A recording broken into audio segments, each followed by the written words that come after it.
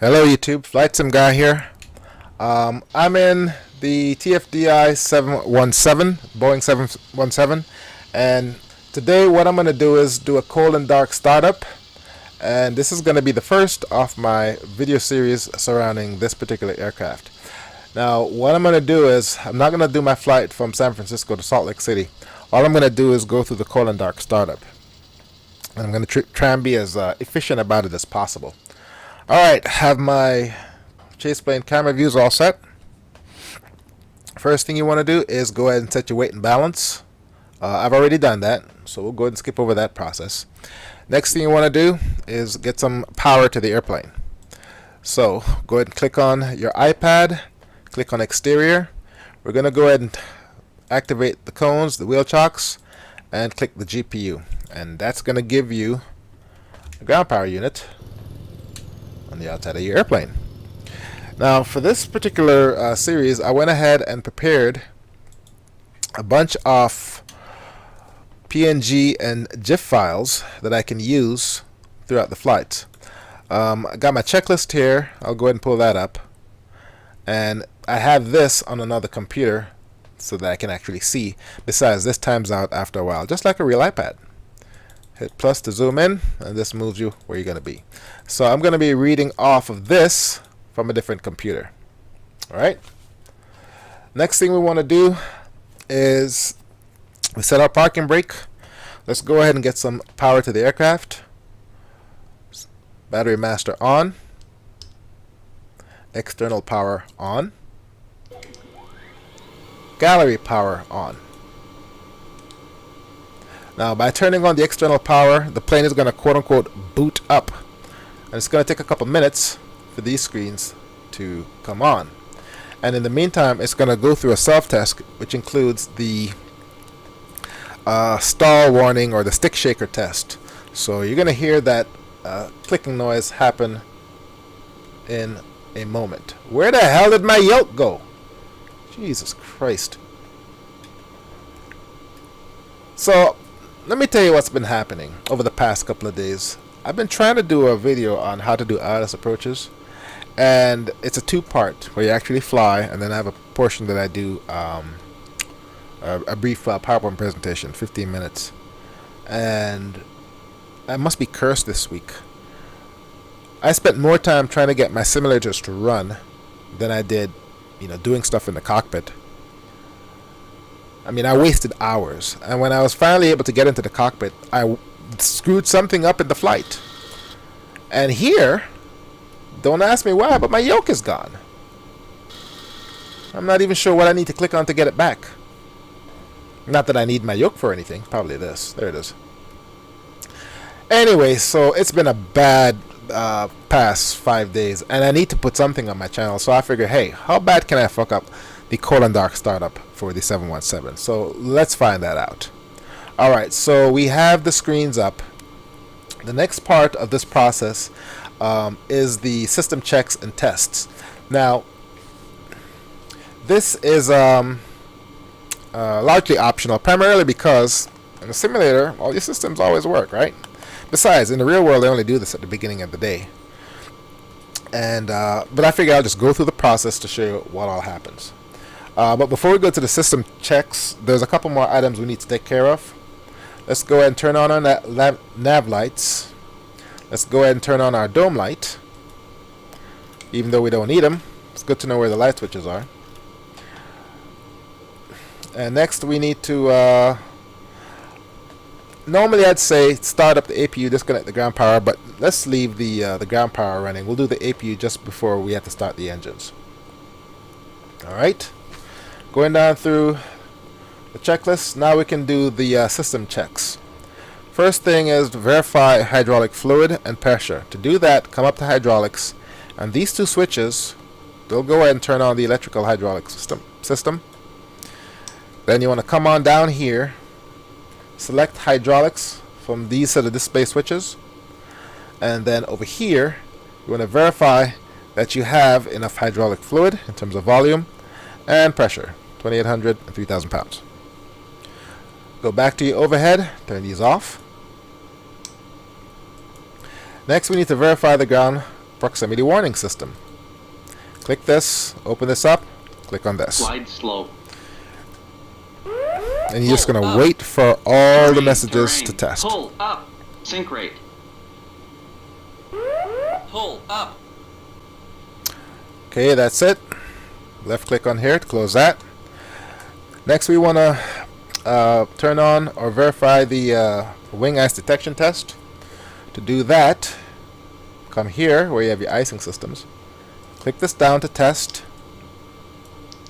And then come on down here, and here it's doing the wing ice detection test, and it's passed. Okay, left click, bring that back. Here we want to do a fuel systems test. When I tried this the first time, this didn't work. Let's try it again. Click to hold this in. And then down here, here it is, fuel system test passed. You just missed it, but there's a check right there that says fuel system test passed. And with regard to the fuel system, you can actually see the details by clicking on this, and it brings up the fuel system right here. Next, we want to verify gear integrity. To do that, you're going to come to your landing gear switch,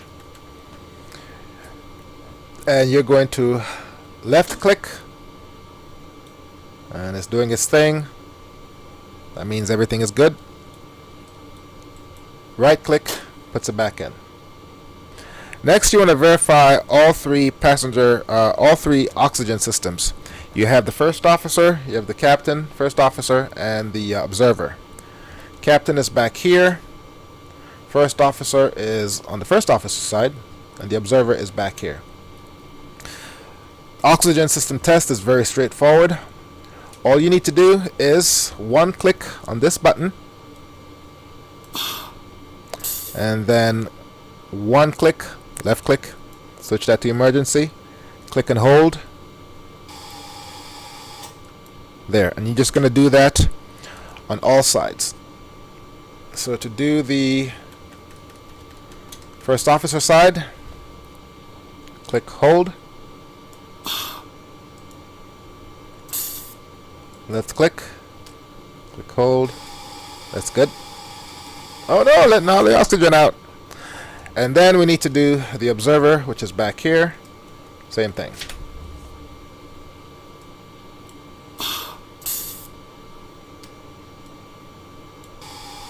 Okay.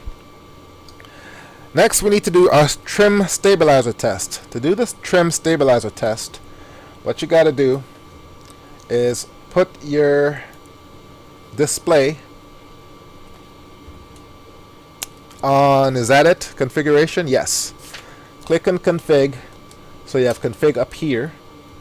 And then you have your stabilizer trim, which is right here. Left click. Click to turn this off. And then try moving your elevator trim. Nothing's going to happen. And then turn it back on. And your elevator trim is back to normal. Close this. Next, we need to do a voice recorder test. Go to your overhead.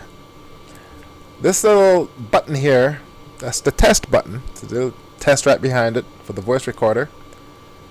Click and hold. Under the status, you'll come up green. That's good to go. Then you need to do your annunciator light test. To do that, this button that says annunciator light test, click and hold. Every light or every bulb in the cockpit turns on. Now, let's see if I can do it here. There we go. From this angle, when I do it, when I push and hold it in, it stays in. But from the other angle, it pops out when you let go. Cargo smoke test. Go to your overhead. Cargo smoke. Click and hold. Cargo smoke. Cargo smoke. Okay. Cargo smoke. Left click again. Turns that off. Next, you want to do your weather radar test. To do that, you're going to go to your lower center pedestal. If I can find the right button. Yeah, here it is right here. Here's your weather radar. Just right click, put it in test. Monitor radar display. Go around. Wind shear ahead. Wind shear ahead. Wind shear ahead. Wow, those messages are very dramatic.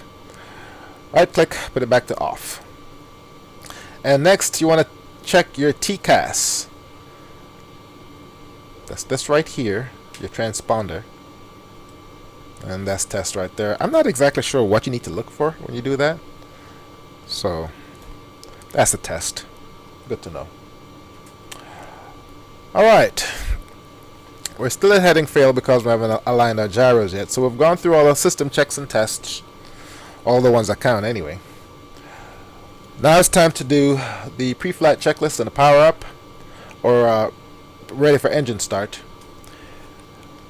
We are... Oh, the iPad didn't time out. How about that? Emergency lights, INS, and passenger lights. So you come over here. Emergency lights is right here. You need to make sure it's in armed.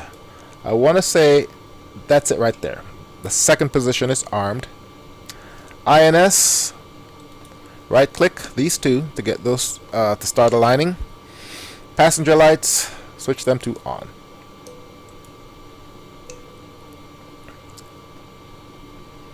Emergency power, let's go ahead and arm that. Right click. Going back to the checklist, we need to get an ATIS briefing. At this point you'd go to here and get your ATIS. Now I don't have Active Sky Next running.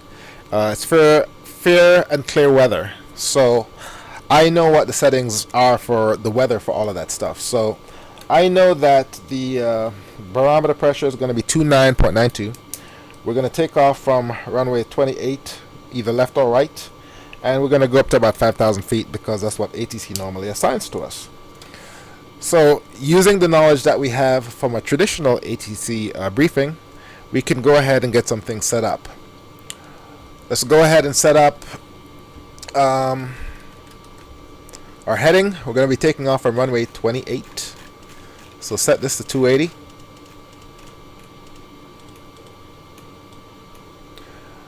$5,000 feet is our initial altitude. ATC is going to tell us to go up there. Or if you're not using ATC, just go ahead and set it to your cruise altitude, whatever works best for you.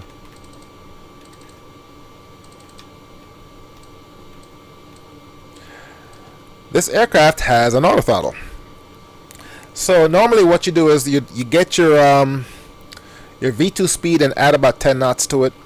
Let's not get that detailed. Just go ahead and leave it at 250 knots. Speed limit for under 10,000 feet. And the barometer is right here. You can go ahead and set it to 2992. It's already there. Or you can just hit B. The landing altitude. You want to set your landing altitude. In this case, we're going to Salt Lake City, which I think is a couple thousand feet up in the air, above sea level. That is done over here. And you have to click this here. The actual altitude is displayed on the screens at the bottom. But we'll do this in flight. Now, the next step is to configure the flight management computer. I already have a video that shows how to do that. So I'm not going to go through the process here. What I will do is I will set up, we'll just go ahead and initialize this so that the air messages, well, they're already gone, but KSFO, KSLC, San Francisco to Salt Lake City. Put that there. Here and that. Alright, and we'll go through all of that stuff and then we are ready for engine start. So engine start, what you want to do is turn on your beacon light, and in this case we haven't started the APU yet, so let's go ahead and get the APU going. Turn on the right aft auxiliary fuel pump. And then you're going to go ahead and get your APU going. Click twice, left click. Hold it for a couple seconds. You can monitor APU startup on this screen right here. Let's go ahead and zoom in. There it goes. Takes a while to start up. After the APU started, it takes about 2 minutes for you to get bleed air.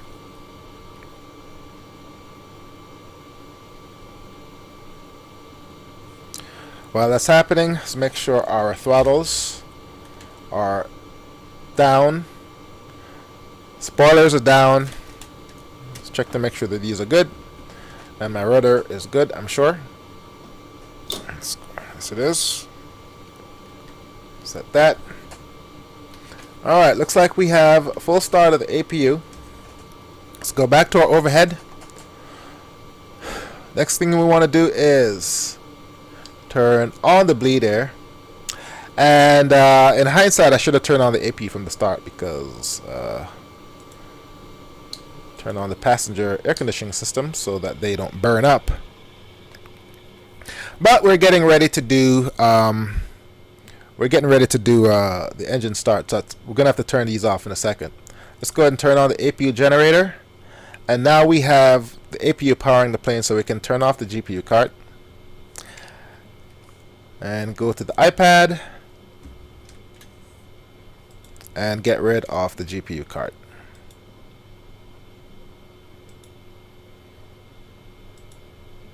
External. We'll go ahead and remove the cones and the wheel chocks and the GPU cart because we are being powered by the APU. Alright, now it's time to start our engines. Let's see here. APU is on. We have bleed air. We need to turn on all our fuel pumps. We're going to turn on this start pump. Turn off our packs.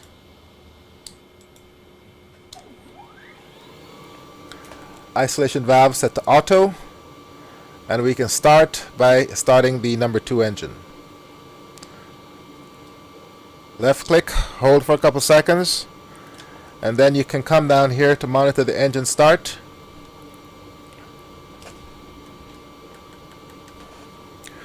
Once your N2 gets to about 20, you can go ahead and turn the fuel cutoff valve on. And we should have good engine light off. There we go. Let's go back to our overhead.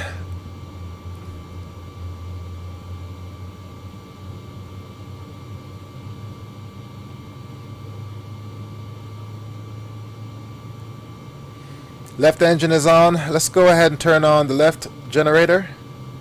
And let's go ahead and turn on these hydraulic pumps. They're already on. That's good.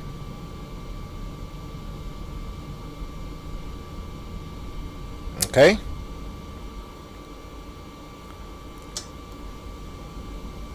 Next, we want to get the number 1 engine going.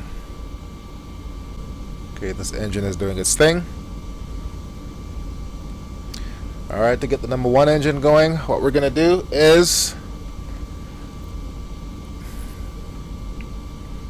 all the fuel pumps are on. We have bleed air. Let me go ahead and do this. There you go. And left click.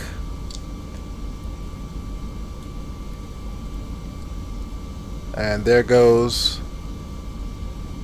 the number 1 engine.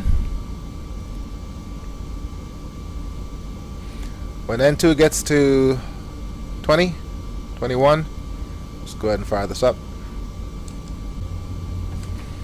Alright, we got a good start on engine number 1. Go back to your overhead. Let's go ahead and do some cleanup. Turn on the bleed air for engine number 1. Turn on the pack for engine number 1. Turn on the bleed air for engine number 2. And the pack for engine number 2. Generator for engine number 1. So now the engines are powered and playing. We can go ahead and turn off our APU. Turn off the APU bleed air. Put our isolation valve back to auto. Alright, let's go ahead and turn on our logo lights.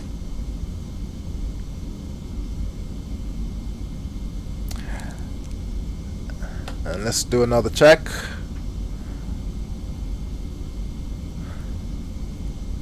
Come to your screens, make sure there are no messages you need to get rid of.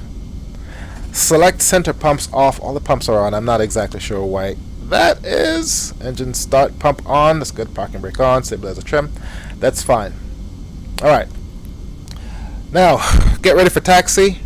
Let's go ahead and set our trim. On this aircraft, I want to say about 5 or 6 is fine. Actually, the trim, when you configure your flight management computer, it will tell you what trim setting you need to use. And then 2 notches of flaps.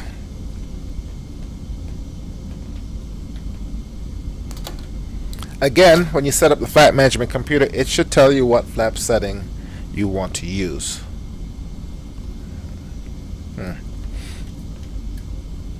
Yeah, so the flap numbering for this aircraft is a little bit different, but flap 13 is usually what you want.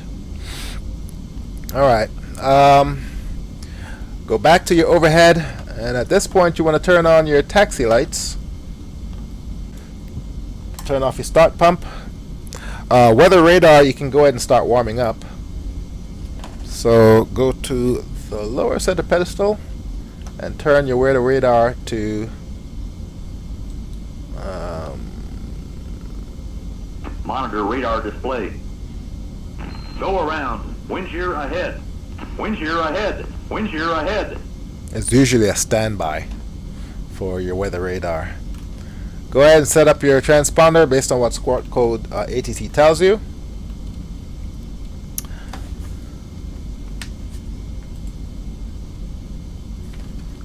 And I think that's it. At this point, we are pretty much ready. Whoa! I say we're ready to take off. Alright, let's go ahead and take care of those hydraulic pump lights.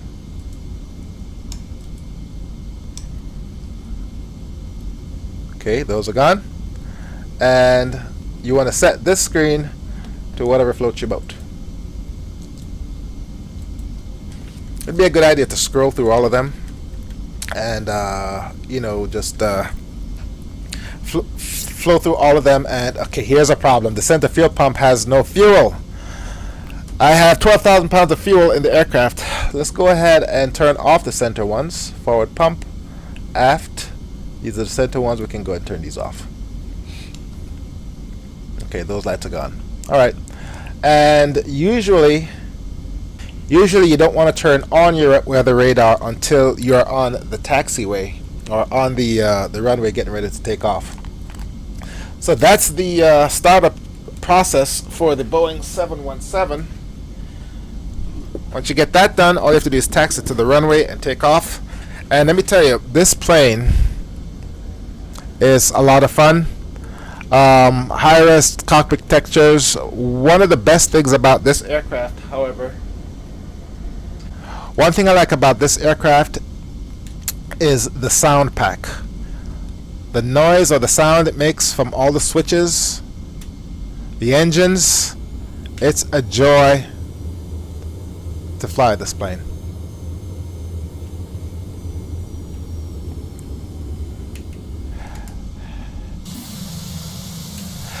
And that's it. We'll pick this up in the next video in this series. One more thing I want to say. You may notice that there is no V-speeds right here. Just remember, your V-speeds are computed when you set up the flight management computer. So I have another video for that. If you want, you can go ahead and take a look at that. That's all I have for now. My name is Flightsimguy. Thank you very much for watching. I will see you next time.